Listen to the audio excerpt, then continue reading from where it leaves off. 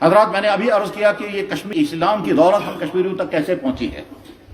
ظاہر ہے بہت تفصیل سے بیان کرنے کا موضوع ہے، لیکن اس کے تفصیل کا موقع نہیں ہے. اختصار کے ساتھ اتنا سمجھیں کہ محمد رسول اللہ نے یہ دین صحابہ کرام کے حوالے کیا. صحابہ کرام نے ملکوں میں اسلام کو پھیلایا. اس وقت انہوں نے مکہ اور مدینہ جیسی مقدس جگہیں چھوڑ دی اور جہاں تک جا سکے وہاں تک صحابہ پھیلتے گئے اور اسلام پھیلتا گیا. چنانچہ صحابہ 1 لاکھ سے زیادہ بڑی تعداد میں تھے، لیکن مکہ اور مدینہ کی زمین میں صرف 10,000 صحابہ دفن ہیں، باقی تمام ملکوں میں پھیل گئے. اور وہ جانتے تھے کہ اللہ کے نبی نے ہمارے کندھوں پر یہ ذمہ داری رکھی ہے، یہ دنیا کے تمام انسانوں کی امانت ہمارے پاس ہے، دنیا کے تمام انسانوں تک یہ دین پہنچانا ہے. چنانچہ ہزاروں صحابہ جو ہیں وہ عراق اور ایران کی سرزمینوں دفن ہیں. ہزاروں صحابہ جو ہیں وہ مصر اور افریقہ کی سرزمینوں میں دفن ہیں. ہزاروں صحابہ جو ہیں وہ شام کے ملکوں میں پہنچے، یہاں تک کہ ابو ایوب انصاری رضی اللہ تعالیٰ عنہ ترکی پہنچے ہیں اور ترکی میں وہ دفن ہیں. ظاہر ہے ان کو بھی شوق رہا ہوگا کہ ہم مدینے کی سرزمین میں دفن ہو جاتے، مگر اسلام کو پھیلانے کے جذبے کے ساتھ وہ نکلے اور ترکی میں جا کر کے دفن ہو گئے. ترکی کا آیا صوفیہ، جہاں آیا صوفیہ نظارہ ہے انسانوں کے لیے، ویسے اہل ایمان کے لیے وہاں کشش کی چیز ہے کہ ابو ایوب انصاری رضی اللہ عنہ بھائی دفن ہے، جو مدینہ طیبہ میں محمد رسول اللہ کے میزبان بنے تھے. جب محمد رسول اللہ صلی اللہ علیہ وسلم مدینہ تشریف لائے تو ابو ایوب انصاری رضی اللہ عنہ کا گھر آپ کا مہمان خانہ بنا اور اسی میں آپ نے قیام فرمایا تھا. صحابہ کے بعد تابعین کا زمانہ آ گیا، تابعین کے بعد طبع تابعین کا زمانہ آ گیا. اس کے بعد پھر تاریخ یہ 2 رخ الگ الگ ہو گئے. علمی اعتبار سے اسلام آگے چلا، علمی اعتبار سے محدثین، فقہا، متکلمین اور اولیاء کے ذریعے سے، اور سیاسی اعتبار سے اسلام آگے چلا حکمرانوں کے ذریعے سے. پھر وہ بنو امیہ کے حکمران بھی تھے اور بنو عباسیہ کے حکمران بھی تھے، اس میں کچھ ظالم بھی تھے، کچھ انصاف پرور بھی تھے.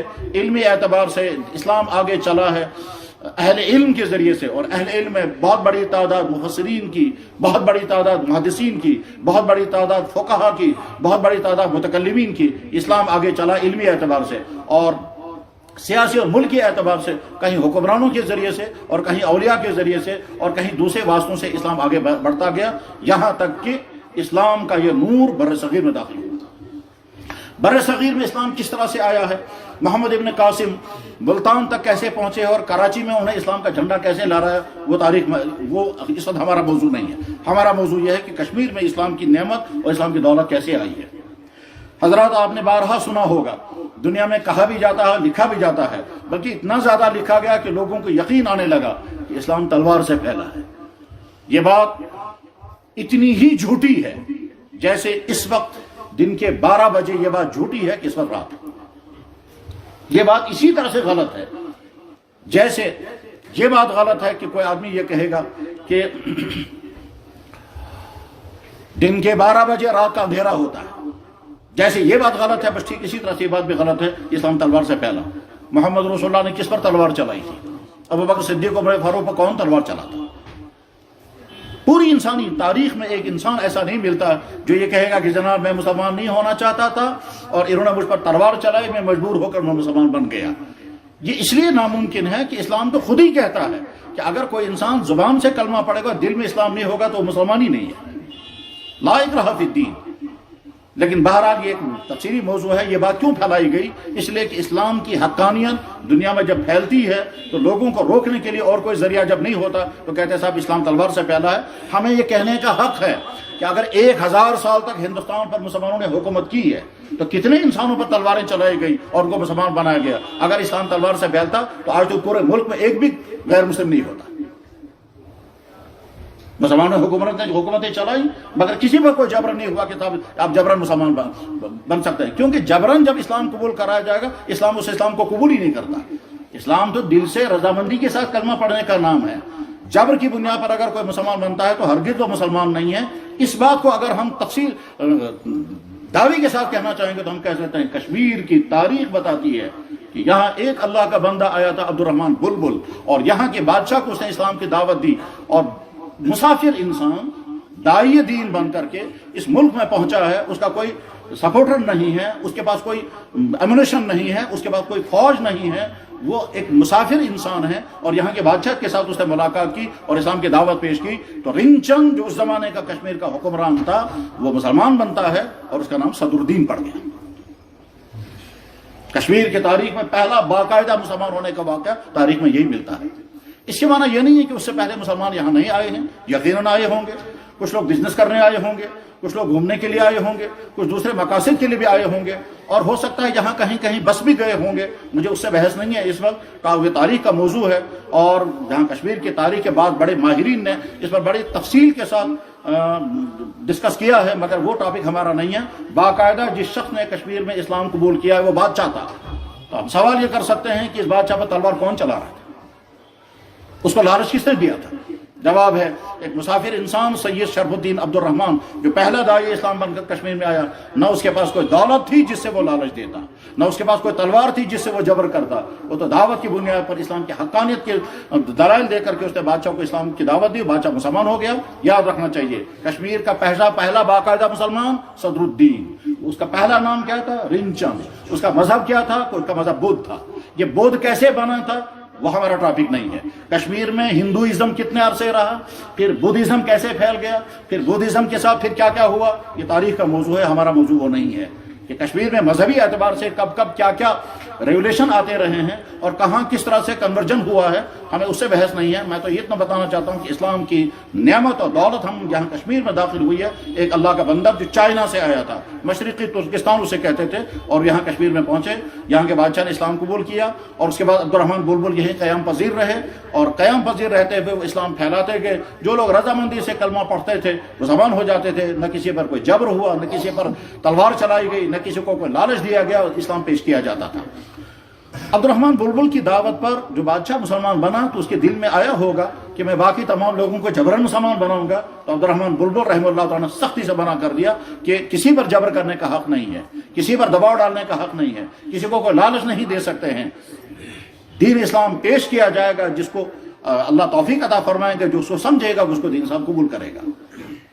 عبد الرحمن بلبل یہیں قیام پذیر رہے، چند سالوں کے اندر اندر ان کی وفات ہو گئی، اور اس کے بعد صدر الدین کی بھی وفات ہو گئی، جو دونوں یہیں کشمیر میں دفن ہیں، سری نگر کے شہر جہاں اس کو کہتے ہیں بلبل لنکر، وہیں یہ دونوں بزرگ دفن ہیں، یعنی وہ شخص جس کے ذریعے سے اسلام پہنچا وہ بھی وہیں مدفون ہے، اور وہ شخص جس نے سب سے پہلے اسلام قبول کیا اس کی قبر بھی وہیں بنی۔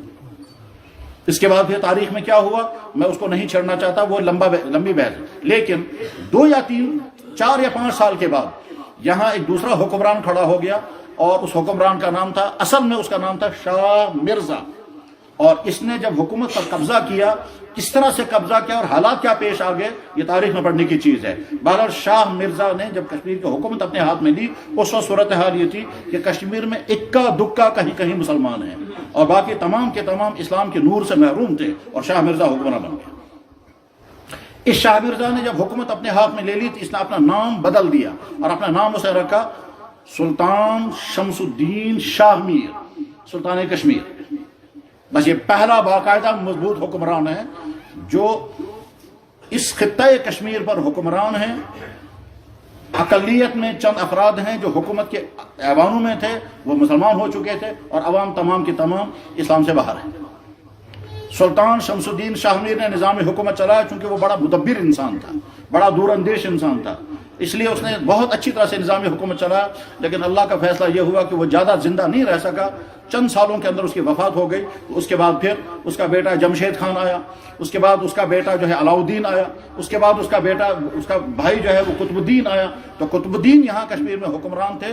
صورتحال یہ تھی کہ جو چند مسلمان تھے وہ مسلمان تو تھے لیکن وہ اسلام کو نہیں جانتے تھے، نہ ان کو عبادات معلوم تھی پوری، نہ ان کے ساتھ نہ ان کو حلال و حرام کا علم تھا، نہ ان کو اسلامی اخلاق کا علم تھا، بس زبان سے کہتے تھے مسلمان ہیں، کیونکہ اسلام سیکھنے کا ان کو موقع نہیں ملا تھا اور سکھانے والا بھی کوئی نہیں تھا۔ قطب الدین کشمیر میں حکمران ہیں، تو شاہ ہمدان رحمہ اللہ تعالیٰ تشریف لائے۔ شاہ ہمدان کی پوری تاریخ الگ ہے، اس کو میں تفصیل چاہتا اس وقت بیان نہیں کر سکتا۔ 12,000 شاہ ہمدان رحمہ اللہ تعالیٰ کشمیر تشریف لائے، تو تاریخی طور پر یہ بات ذہن میں رہنی چاہیے، کشمیر میں حکمران قطب الدین ہیں۔ شاہ ہمدان رحمہ اللہ تعالیٰ اپنے خطے سے تشریف لائے، وہ بہت اونچے خاندان کے فرد تھے، ان کے والد بہت بڑے اپنے علاقے کے گورنر بھی تھے، وہ مالی اعتبار سے بڑے خوشحال تھے، دینی اعتبار سے بہت اونچا مقام تھا، روحانی اعتبار سے بہت بڑا مقام تھا، اور اس کے ساتھ ساتھ ہی ایک چیز اور بھی تھی، اور وہی اصل چیز تھی، وہ یہ کہ شاہ ہمدان ابھی پیدا بھی نہیں ہوئے تھے، تو ایک بزرگ کے خواب میں جناب رسول اکرم صلی اللہ علیہ وسلم تشریف لائے، اور آپ نے فرمایا فلاں آدمی کے گھر میں بچہ پیدا ہوگا، اس کا نام علی رحمہ۔ شہاب الدین ان کا نام تھا، ان کے گھر میں بچہ پیدا ہوگا، اس کا نام علی رحمہ۔ चुनांचे शाह हमदान पैदा हो गया तो उनका नाम अली रखा गया। उसके बाद शाह हमदान रहमतुल्लाह ताला की तालीम और तरबियत का सिलसिला शुरू हुआ। अलाउद्दीन समनानी रहमतुल्लाह ताला के बाद उन्होंने पढ़ना शुरू किया और उसमें तमाम इस्लामी उलूम जो पढ़ने होते हैं वो सारे पढ़े। मगर एक मरतबा ऐसा एक मरहला वो भी आया कि ख्वाब में हुजूर की ज़ियारत हो गई। फरमाया अली तुम मुकम्मल नहीं बन सकोगे तब तक जब तक फलाने के पास नहीं जाओगे। और वो जो फलाने थे उनका नाम था महमूद मुज़दकानी। इस महमूद मुज़दकानी को भी ख्वाब में जनाब रसूल अकरम सल्लल्लाहु अलैहि वसल्लम तशरीफ लाए, कहा मेरा एक बेटा तुम्हारे पास आएगा, उसकी तरबियत करना। तो उनको भी ख्वाब में बताया गया और इनको भी। उसके बाद फिर महमूद मुज़दकानी के बाद शाह हमदान हाजिर हो गए, तालिब इल्म बनकर, मुरीद बनकर। उन्होंने उसकी रूहानी और इल्मी तरबियत की, यहाँ तक कि शाह हमदान आफ्ताब बन गया।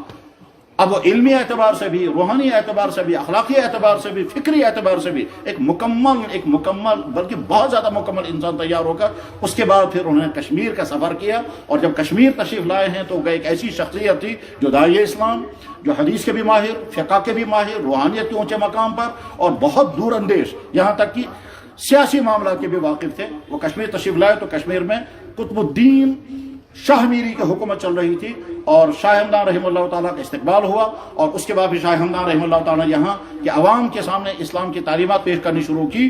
तो सूरत हाल क्या बनी कि अल्लाह का फैसला, शाह हमदान की कुर्बानी और यहाँ के लोगों की खुशकिस्मती कि शाह हमदान जिस इलाके में गए उसी इलाके के लोग धड़ इस्लाम में दाखिल होना शुरू हो गए। शाम को एक गांव में चले जाते थे, सुबह को सारे मुसलमान हो जाते थे। अगले दिन दूसरे गांव में तशरीफ ले जाते थे, सारे लोग मुसलमान हो जाते थे। 6 महीने हज़रत शाह हमदान ने कश्मीर का दौरा किया और जिस इलाके में गए रजामंदी के साथ जिन लोगों ने चाहा इस्लाम कबूल किया, मुसलमान हो गए। और मुसलमान होने के बाद अब हज़रत शाह हमदान रहमतुल्लाह ताला ने सोचा यहाँ के लोगों ने इस्लाम कबूल कर लिया, जो कुछ बचे हुए लोग हैं वो अपने मजहब पर रहे हैं, हम उनको कोई जबर नहीं करेंगे, हम लोग नहीं। लेकिन ये जो ने इस्लाम कबूल किया है इन मुसलमानों की अब दीनी तरबियत होनी चाहिए, इनके पास पूरा इस्लामी इल्म आना चाहिए, मुसलमान के अकीदे क्या होते हैं, मुसलमान के अमाल क्या होते हैं, मुसलमान किन चीज़ों से बचता है, ये सारा समझाने के लिए उन्होंने सोचा कि मैं अपने खित्ते से बहुत सारे लोगों को लाकर यहाँ बसाऊंगा। दीन पर अमल करने के एतबार से कमजोरियां इतनी थी यहाँ कि जब हज़रत शाह हमदान यहाँ कश्मीर तशरीफ लाए तो पहला बादशाह जिसके साथ उनकी मुलाकात हुई, जैसा कि मैंने अभी अर्ज किया, कुतुबुद्दीन थे। कुतुबुद्दीन ने अपने निकाह में 2 सगी बहनें रखी थी। उसे यह भी मालूम नहीं था कि ये कोई इस्लाम में हराम है। तो शाह हमदान रहमतुल्लाह ताला सबसे पहले कहा, भाई तुमने अपने निकाह में दो बहनें रखी हैं तो इस्लाम में हराम है। उसने कहा, हजरत हमने तो आज तक भी सुना ही नहीं। जाहिर है उन्हें सुना क्या था, उनके पास अभी ना कुरान भी नहीं आया था, वो कुरान पढ़ना भी नहीं जानते थे, कुरान यहाँ पढ़ाने वाला भी कोई नहीं था। इससे समझा जा सकता है कि दीनी एतबार से, दीनी इल्म के एतबार से और अमल के एतबार से यहाँ के उस वक्त के मुसलमान कितनी पस्त हालत में थे। बहरहाल शाह हमदान रहमतुल्लाह ताला वापस तशरीफ ले गए और बहुत बड़ी खेप जिसमें उलमा, फुक़हा, तारीख के माहिरीन, लिखने पढ़ने वाले, यहाँ तक इंडस्ट्री के माहिरीन 700 सादात को लेकर के कश्मीर तशरीफ लाए और एक एक आदमी को तय कर दिया, तुम इस इलाके में जिंदगी गुजारोगे, तुम इस इलाके में बसोगे, तुम्हें फला इलाके में काम करना है और अमली तौर पर और इल्मी तौर पर यहाँ के मुसलमानों की दीनी तरबियत करोगे। उसी को तारीख में लिखा जाता है कि शाह हमदान 700 सादात को लेकर के साथ आए थे। शाह हमदान रहमतुल्लाह ताला चूंकि इंतहाई बेदार मर्ज, इंतहाई दूरअंदेश इंसान थे, इसलिए उन्होंने किताबें भी लिखी हैं और वो किताबें हर तबके के लिए लिखी हैं। चुनांचे हुक्मरानों के लिए किताब उन्होंने लिखी है ज़ख़ीरतुल मुलूक, कि बादशाह को कैसा होना चाहिए और हुकूमत का निज़ाम कैसे चलना चाहिए, ज़ख़ीरतुल मुलूक मौजूद है शाह हमदान की किताबों में। दूरअंदेश इंसान इतना था कि उन्होंने सोचा कि जो लोग इस्लाम कबूल करेंगे उनको शेल्टर चाहिए और शेल्टर के लिए हमें इंतजाम करना होगा, उनके खाने का, उनके रहने का, उनके बसाने और इस्लाम कबूल करने का। उसी के लिए खानका बनाए और खानका की कोठरियां बनाई गई। ये खानका कोई बिदात का अड्डा नहीं है, ये दरअसल इस्लामिक सेंटर हुआ करता था। उस इस्लामिक सेंटर में इलाकों के लोग आकर के बैठते थे और वो दीन भी सीखते थे, उनको उनके खाने पीने का इंतजाम भी होता था और अगर किसी को कोई काम सीखना होता तो काम भी सिखाया जाता था। चुनांचे शाह हमदान वो शख्सियत हैं कि जिनके बारे में अल्लामा इकबाल ने कहा, आ सैयदुस सादात सालार अजम दस्ते ऊ म्यामारे तकदीर उमम। वो सैयदों का सरदार और अजम का सालार, जिसके हाथ में कौमों की तकदीर की कुंजियां हैं, मास्टर की उसके पास है। दाद इल्म तहजीब सनत व दीन, कहता है वो इल्म भी लाए, दीन भी लाए, इंडस्ट्री भी लाए और सिविलाइजेशन भी लाए। तहजीब भी उन्होंने पहुंचाई यहाँ कि इंसान कपड़े कैसे पहनने चाहिए, शादियां कैसे करनी चाहिए, तहजीब भी, कल्चर भी लाया, दीन भी लाया, इंडस्ट्री भी लाई। कालीन की इंडस्ट्री, पेपरमाशी की इंडस्ट्री, शॉल की इंडस्ट्री, اور اسی طرح سے تانبے کی انڈسٹری، یہ چاروں پانچوں انڈسٹریاں شاہ ہمدان کے ذریعے سے کشمیر میں آئی ہیں. اس طرح سے کشمیر میں اسلام شاہ ہمدان کے ذریعے سے پھیلا اور پھولا. اس کے معنی ہرگز یہ نہیں، آپ سمجھ رہے ہوں گے کہ شاہ ہمدان کے پہلا شخص نہیں ہے جس کے ذریعے سے کشمیر میں اسلام داخل ہوا. ان سے پہلے عبد الرحمن بلبل رحمہ اللہ تعالیٰ کے دور میں کشمیر میں اسلام داخل ہو چکا تھا. لیکن صورتحال جیسا کہ میں نے عرض کیا، محدود مسلمان تھے، اکثریت اسلام سے محروم تھی. شاہ ہمدان رحمہ اللہ تعالیٰ کے ذریعے سے لوگوں نے دھڑا دھڑ اسلام قبول کیا. کسی پر کوئی ظلم نہیں، کسی پر کوئی جبر نہیں، کسی کو کوئی لالچ نہیں، کسی پر کوئی دباؤ نہیں ڈالا گیا، کسی پر کوئی تلوار نہیں چلائی گئی. شاہ ہمدان رحمہ اللہ تعالیٰ واپس تشریف لے گئے، دوسرا سفر کیا، اس کے بعد پھر ایک تیسرا سفر کیا. اس کے بعد ان کا ارادہ یہ تھا کہ اب ہمیشہ کے لیے میں کشمیر میں رہوں گا، لیکن ایک مرتبہ اپنے علاقے میں جا کر کے اپنے علاقے کے تمام لوگوں سے آخری ملاقات کر کے پھر کشمیر میں ہمیشہ کے لیے رہائش پذیر ہوں گا. اور اس کے لیے ان کے ذہن میں تھا کہ میں جس اسلام کا نمائندہ بن کر کے داعی اسلام بن کر یہاں اسلام پھیلا رہا ہوں، یہ اسلام محمد رسول اللہ کے ذریعے سے دنیا کے انسانوں کو ملا اور میں ان کے خاندان کا فرد ہوں. ذہن میں رہنا چاہیے شاہ ہمدان رحمہ اللہ تعالیٰ نجیب الطرفین ہیں. نجیب الطرفین کا مطلب کیا ہوتا ہے کہ جناب رسول اللہ صلی اللہ علیہ وسلم کے ذریعے سے جو خاندان آگے چلا ہے وہ حضرت فاطمہ کے ذریعے چلا ہے. حضرت فاطمہ رضی اللہ تعالیٰ عنہ کے 5 بچے ہوئے تھے. ان 5 بچوں میں مشہور ہیں حسن اور حسین، اور حسن حسینی کے اولاد آگے چلی. شاہ ہمدان رحمہ اللہ تعالیٰ حسنی خاندان کے بھی اور حسینی خاندان کے بھی ہے. یعنی اس کا مطلب یہ ہے کہ ان کا باپ کسی ایک کے ساتھ جڑتا ہے، ماں دوسرے کے ساتھ جڑتی ہے. تو اس کو کہتے ہیں نجیب الطرفین. یعنی بعض سادات دنیا میں ایسے ہیں کہ جو حضرت حسن کے اولاد میں ہیں، حضرت حسین کے ساتھ ان کا تعلق نہیں. بعض سادات دنیا میں ایسے ہیں جن کا تعلق حسین رضی اللہ تعالیٰ کے ساتھ ہے، حضرت حسن کے ساتھ ان کا تعلق. لیکن کچھ سادات دنیا میں ایسے بھی ہیں کہ جو بیک وقت حضرت حسن کے ساتھ بھی جڑتے ہیں، حضرت حسین کے ساتھ بھی جڑتے ہیں. باپ اگر حضرت حسن کے اولاد میں سے ہے تو ماں حضرت حسین کے اولاد میں سے ہے، یا اگر باپ حضرت حسین کے اولاد میں سے ہیں تو ماں جو ہے حضرت حسن کے اولاد میں سے ہیں. شاہ ہمدان رحمہ اللہ تعالیٰ انہی حضرات میں سے تھے جن کا سلسلہ نسب حسن کے ساتھ بھی جڑتا ہے اور حسین کے ساتھ بھی جڑتا ہے. بہرحال شاہ ہمدان رحمہ اللہ تعالیٰ کی بڑی دلچسپ خصوصیت یہ بھی کہ انہیں دنیا بھر کا سفر کیا، سیاح عالم. چنانچہ وہ پورے سینٹرل ایشیا میں گھومے، عرب ملکوں میں گئے، مصر میں بھی پہنچے، ترکی پہنچے. میں ایک مرتبہ مکہ مکرمہ میں تھا، وہاں ترکیوں کے ہاتھ میں اورا شریف تھی، وہ پڑھ رہے تھے. تو میں نے کہا آپ لوگوں نے کہاں سے لائی ہے؟ کہنے لگا ہم تو ترکی میں پڑھتے ہیں. انہوں نے کہا کیسے؟ کہا شیخ علی ہمدانی، شیخ ہمدانی کا وظیفہ. اور انہوں نے مجھے بھی وہ وہاں کا نسخہ دے دیا، وہ میرے پاس موجود ہے. غرض یہ کہ شاہ ہمدان رحمہ اللہ تعالیٰ کا بھی ارادہ یہ تھا کہ میں محمد رسول اللہ صلی اللہ علیہ وسلم کے خاندان کا فرد بھی ہوں اور ان کے دین کا داعی بھی بن کر، نمائندہ بن کر کے آیا ہوں. اس لیے میں ہمیشہ کے لیے کشمیر میں بسوں گا، مگر ایک ملاقات کر کے واپس آتا ہوں. چنانچہ اپنے خاندان کے لوگوں سے ملاقات کرنے کے لیے تشریف لے گئے. اللہ کا فیصلہ یہ تھا کہ ابھی راستے میں تھے اور ان کو محسوس ہو گیا کہ شاید میری زندگی کے آخری لمحات آ گئے. اس وقت ان کا بیٹا تھا محمد، یہ چھوٹی عمر کا نوجوان لڑکا بھی تھا، بلکہ شاید ابھی بالغ بھی نہیں ہوئے تھے. جب شاہ ہمدان کو محسوس ہو گیا کہ مجھے اب دنیا سے شاید رخصت ہونا ہے تو کیا کیا؟ اپنے مریدین کو، اپنے شاگردوں کو، اپنے خاندان والوں کو کہا یہ میرا بیٹا تمہارے حوالے ہے. اس کی جسمانی تربیت، اس کی روحانی تربیت، اس کی علمی تربیت، یہ مکمل تیار ہو کر کے پھر کشمیر جانا چاہیے. چنانچہ محمد ہمدانی کی تربیت شروع ہو گئی. ان کے مریدین نے اس کو روحانی تربیت شروع کی، ان کے شاگردوں نے اس کو علم پڑھانا شروع کیا، اور ان کے خاندان والوں نے جسمانی اعتبار سے ان کو سہولیات مہیا کی. یہاں کے 10-12 سال کے عرصے میں جب 22 سال کا محمد ہمدانی جوان لڑکا تھا، اب وہ کشمیر داخل ہوا ابا جان کے اس باغ کو دیکھنے کے لیے. اور یہاں کشمیر میں پورا کشمیر ان کے استقبال کے لیے کھڑا ہو گیا. اور محمد ہمدانی جب کشمیر میں داخل ہوئے تو نوجوان تھے، انمیرڈ تھے.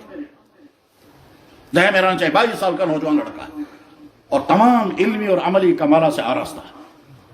12 میر محمد ہمدانی تشریف لائے تو انہوں نے پورے کشمیر کا جائزہ لیا کہ ابا جان نے جو یہاں اسلام پھیلایا تھا اس میں کہاں کیا کیا کمیاں رہ گئی ہیں اور کیا کیا صورتحال ہے. چنانچہ دلچسپ صورتحال یہ بھی پیش آئی کہ اس وقت جو بادشاہ یہاں تھے، اس بادشاہ کا وزیر اعظم یا اس بادشاہ کا وزیر اعظم ایک نان مسلم تھے، سہبٹ. تو میر محمد ہمدانی، اچھا وہ اسلام قبول نہیں کر رہے تھے اور بہت سخت مزاج تھے، بلکہ کہیے متعصب شخص تھا. میر محمد ہمدانی کی دلاویز شخصیت اور ان کا پیارا انداز، کیونکہ وہ خوبصورت بھی بہت زیادہ تھے، گفتگو بھی عجیب کرتے تھے اور خاندانی اثرات بھی تھے. چنانچہ میر محمد ہمدانی نے سہبٹ اس کے ساتھ ملاقات کی اور اس کو اسلام کی دعوت دی، یہاں تک کہ سہبٹ مسلمان ہو گیا. اور نہ صرف یہ کہ مسلمان ہوا بلکہ اصرار کر کے کہا کہ آپ جب آپ کے کہنے پر میں نے اسلام قبول کیا ہے تو آپ کو ماننا پڑے گا میری بیٹی آپ کے نکاح میں آئی تھی. चाचा मीर मोहम्मद हमदानी का निकाह सुहबट, जिसका नाम अब रखा गया मीर सैफुल्लाह या मीर सैफुद्दीन। इस मीर सैफुद्दीन के बेटी जो है बारिया नाम था और वो मीर मोहम्मद हमदानी के निकाह में आ गई। 5 साल तक वो निकाह चलता रहा, औलाद शायद नहीं हुई और बाद में उनकी अहलिया की वफात हो गई। हमें वो टॉपिक यहाँ नहीं है। और यहाँ चाडोरा साइड में किसी जगह वो खातून मदफून है। मीर मोहम्मद हमदानी ने पूरे कश्मीर का दौरा किया और जहां जहां जो जो जरूरत थी वो जरूरतें पूरी की। जहां मसलन खानदान में कुछ लोग मुसलमान हो गए, कुछ लोग अभी नहीं हुए, उनसे मुलाकात करके उनको इस्लाम पेश करते थे, वो भी मुसलमान हो जाते थे। किसी गांव में कुछ लोग मुसलमान हैं, कुछ लोग अभी नहीं हैं। गरज है कि जहां जहां जो जो मसाइल थे वो मसाइल हल किए। और दिलचस्प बात यह है कि जब ये कश्मीर में पहुंचे तो उन्होंने कहा कश्मीर के मुसलमानों के पास तो ईदगाह भी नहीं है, इनको तो दफन करने के लिए कब्रिस्तान भी नहीं है। चुनांचे ये जो हमारे यहाँ करीब का ईदगाह है ये मीर मोहम्मद हमदानी का तैयार किया। और ये जो कश्मीर श्रीनगर का वो मशहूर कब्रिस्तान है मलखा, ये भी मीर मोहम्मद हमदानी का तैयार किया हुआ। तो मलखा भी उन्हीं की देन है और ये ईदगाह भी उन्हीं की देन है, जिसको तरह तरह की इंकरेजमेंट हुई है वो सबके सामने है। बहरहाल मीर मोहम्मद हमदानी रहमतुल्लाह ताला के इस दौरे के नतीजे में कि इस्लाम अच्छी तरह से और जम गया और इलाकों इलाकों में फैल गया। लेकिन इसके माना ये नहीं कि तमाम के तमाम लोग मुसलमान रहे, नहीं, बहुत सारे लोग अपने पुराने मजहब पर कायम बरकरार रहे। वो अपने मजहबी के एतबार से काम करते रहे, अपने मजहबों के एतबार से वो जिंदगी गुजारते रहे। इधर से यहाँ सियासी दौर चल रहा था, शाहमीरी दौर हुकूमत जिसका तस्करा भी चल रहा था। सुल्तान शमसुद्दीन शाहमीर जिसका बेटा था जमशेद, और उसके बाद दूसरा अलाउद्दीन, फिर तीसरा कुतुबुद्दीन, फिर सिकंदर, फिर और इसी तरह से हुकूमत 250 साल तक इस खानदान की हुकूमत चलती रही। और इसी खानदान का एक फर्द है सुल्तान ज़ैनुल आबिदीन बडशाह, जिसने 51 साल तक कश्मीर में हुकूमत की है और अदल इंसाफ के साथ हुकूमत की है। किसी नॉन मुस्लिम पर कोई जुल्म नहीं। सुल्तान ज़ैनुल आबिदीन बडशाह की सारी सवाल मौजूद है। 51 साल हुकूमत करने के बाद जब ज़ैनुल आबिदीन बडशाह, अच्छा, वो बहुत मुदब्बिर किस्म का इंसान था। बड़ा ताज्जुब होता है जब इंसान ये पढ़ता है आज के ज़माने की हुकूमतें इरीगेशन का ऐसा इंतज़ाम नहीं कर पाती हैं जैसा ज़ैनुल आबिदीन बडशाह ने अपने ज़माने में इरीगेशन का इंतज़ाम किया था। उसी इरीगेशन का एक नमूना जो है वो बाणीपुर से निकलने वाली नहर जंगीर, जो इलाके जंगीर वालों को सैराब करती है, ये ज़ैनुल आबिदीन बडशाह की निकाली भी नहर। और वो बकसरत वुलर के अंदर जाया करता था, क्योंकि वुलर में एक नज़ारा हुआ है उससे पहले, उससे तवील अरसा पहले एक नज़ारा हुआ है। वुलर में एक शहर आबाद था। उस शहर में हर किस्म के गुनाह हुआ करते थे और बहुत ही ज़्यादा बदकिरदारी की ज़िंदगी वहाँ चलती थी। जुल्म भी होता था, इस्तेहसाल होता था, अड्डे चलते थे और न जाने क्या क्या। तो अल्लाह का अजाब उस पर आया है। सिंधमत नगर के नाम से वो शहर किताबों में लिखा हुआ आता है। वो सिंधमत नगर का शहर, उसमें जलजला आया, जमीन फटी, नीचे से पानी निकला और सारा शहर गरक हो गया। तो ज़ैनुल आबिदीन बडशाह बार बार वहां जाया करते थे और वहां आज भी वहां कोई जजीरा उसने बनाया था, ज़ैनलाक उसे कहते हैं। मैं जा तो नहीं सका वहां, लेकिन तारीख में जो कुछ हमने पढ़ा है वो यही है। बहरहाल इसके बाद फिर दूसरा जो सिलसिला कश्मीर में शुरू हुआ कि शाहमीरी दौर हुकूमत में बड़े बड़े उलमा यहाँ पैदा हुए, बड़े बड़े मुहद्दिसीन पैदा हुए। बल्कि ऐसे मुहद्दिस भी पैदा हुए कि उनके ज़माने में पूरी दुनिया के अंदर जो चंद मुमताज़ हदीस के माहिरीन थे उसमें कश्मीर के लोग भी थे। उसे मुहद्दिस शमसुद्दीन पाल, मुहद्दिस जौहरनाल, मुहज्जर इनायतुल्लाह, मुहद्दिस याकूब सरफी, मुहद्दिस बाबा दाऊद मिशकाती।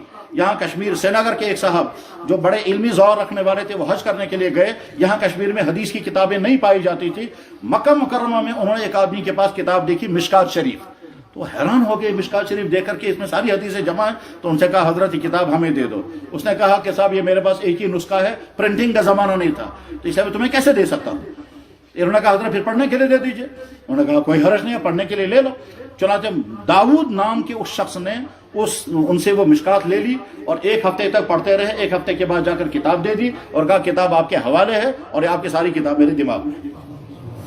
चुनांचे वो बाबा दाऊद मिशकाती कहलाते हैं, मिशकात शरीफ के हाफिज थे, जिसमें 4-5 हज़ार हदीसें हैं।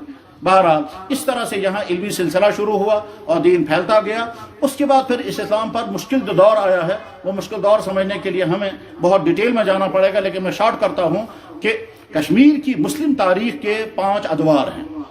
पहला दौर है शामीरी दौर हुकूमत। ये शामीरी दौर हुकूमत 250 साल तक रहा।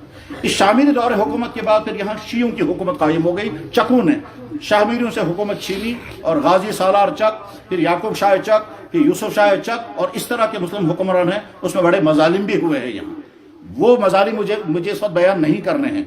चकों के बाद फिर تیسرا دور شروع ہوا ہے، اس میں مغلوں کا دور آ گیا، اور مغل حکمران جہاں کشمیر میں حکمرانی کرتے تھے انہوں نے یہاں باغات تو بنائے لیکن مسجدیں بھی بنائیں۔ جامع مسجد مغلوں کی تعمیر کی ہوئی، اس سے پہلے بھی تھی اس کے بعد بھی، لیکن ایسا کہیں نہیں ہوا کہ چکوں کے دور میں کسی غیر مسلم پر جبر کیا گیا ہو یا مغلوں کے دور میں کسی غیر مسلم پر جبر کیا گیا ہو مسلمان بنانے کے لیے، ایسا نہیں ہے۔ پھر مغلوں کا دور ختم ہو گیا تو افغانیوں کا دور آ گیا، اور افغانستان سے یہاں کشمیر میں گورنر آیا کرتا تھا، تو یہ چوتھا دور ہے۔ پہلا دور شاہ میری دور حکومت، دوسرا دور جو ہے وہ چکوں کا دور حکومت، تیسرا دور مغلوں کا دور حکومت، چوتھا دور افغانیوں دور حکومت۔ اور افغانیوں کی حکومت یہاں چل رہی تھی تو پنجاب کے سکھوں نے افغانستان والوں کے ساتھ جنگ کی اور کشمیر کو اپنے قبضے میں لیا، اور وہ سکھوں کا دور حکومت ہے، اس میں بے شمار مظالم یہاں ہوئے ہیں، یہاں تک کہ اماموں کو کھڑا کر کے ان کی کھال نکالی جاتی تھی، اور سری نگر کی جامع مسجد میں گھوڑے بھی باندھے گئے۔ بہرحال وہ سکھوں کا دور کچھ عرصے تک چلتا رہا اور مظالم بہت زیادہ ہوئے، لگتا یہ تھا کہ اسلام ختم ہو جائے گا، تشریح کی کوئی سبیل نہیں تھی، ایسے حالات پیدا کر دیے گئے تھے۔ لیکن اس کے بعد پھر تاریخ نے ورق الٹا، اور اس کے بعد پھر انگریزوں نے حملہ کیا کشمیر پر، اور جموں کے ڈوگروں نے ان کا ساتھ دیا، اور جموں کے ڈوگروں نے انگریزوں کا ساتھ دیا، کشمیر سکھوں سے چھین کر کے بعد میں انگریزوں نے یہ کشمیر ڈوگروں کو بیچ دیا، جیسا کہ سب لوگ جانتے ہیں 75 لاکھ روپے میں۔ تو ڈوگروں نے چونکہ مدد دی تھی انگریزوں کو، اس لیے انگریزوں نے یہ کشمیر ڈوگروں کے حوالے کر دیا اور ان سے 75 لاکھ روپے لیے۔ اس کا مطلب یہ ہے کہ یہاں کے انسان بھی بک گئے، یہاں کی زمینیں، یہاں کے باغات، سب کچھ، جس کو علامہ اقبال رحمہ اللہ تعالیٰ نے اپنے ایک شعر میں کہا ہے کہ مجلس اقوام متحدہ کو جا کر کے کہو یہاں پورا ملک بیچا گیا، انسان بھی بیچے گا، اور ایک آدمی کی قیمت 7 روپے تھی۔ بس یہ تو ایک پہلو ہے تاریخ کا۔ اسلام جب کشمیر میں داخل ہوا ہے تو ان مراحل سے گزرتے گزرتے کشمیر میں اسلام اب ہم تک پہنچا ہے۔ حضرات، اسلام علم کے اعتبار سے ہم تک پہنچ چکا ہے۔ ہم نہیں کہہ سکتے یا اللہ ہم مسلمان ہیں، قرآن ہمارے پاس نہیں ہے۔ ہم نہیں کہہ سکتے یا اللہ ہم مسلمان ہیں، حدیث نہیں ہے۔ یا اللہ ہم مسلمان ہیں، ہمارے پاس مسائل بتانے والے عالم نہیں ہیں۔ ہم نہیں کہہ سکتے یا اللہ ہم اسلام پر چلنا چاہتے ہیں، لیکن ہم علمی اعتبار سے ہم کو کوئی گائیڈ کرنے والا نہیں ہے۔ اسلام اپنے تمام علوم کے ساتھ ہم کو مل گیا ہے۔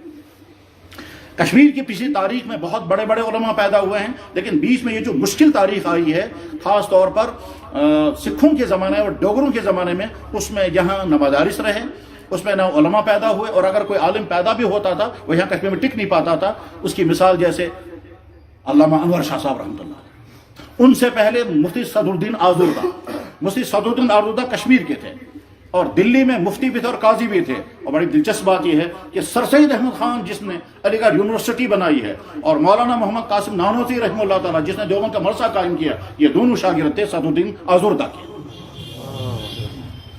اور بھی اساتذہ تھے ان کے، لیکن چنانچہ سر سید احمد خان نے اپنی کتاب آثار السنادید میں مفتی صدر الدین آزردہ کا تذکرہ بہت وقیع الفاظ میں کیا ہے کہ کتنی عظیم کشمیر کا تھا، اور دلی میں مسلمانوں کے، دلی میں انگریز دور حکومت میں وہ جج بھی تھے، مفتی بھی تھے، نام ہی ان کا مفتی صدر الدین آزردہ۔ کشمیر کی شخصیت پیدا ہوتی تھی مگر یہاں رہ نہیں پاتی تھی یہاں کے مخصوص حالات کی بنا پر۔ بہرحال اب اس وقت آج کا زمانہ ہم جس میں ہم زندگی گزار رہے ہیں، ایک طرف سے ہمیں یہ سمجھنا ہے کہ اسلام کی دولت ہم تک کیسے پہنچی، اور اس کے بعد یہ اسلام کی دولت ہم تک پہنچی ہے تو اب اس میں کوئی کمی باقی نہیں رہی ہے، سارا اسلام ہمارے ہاتھوں میں۔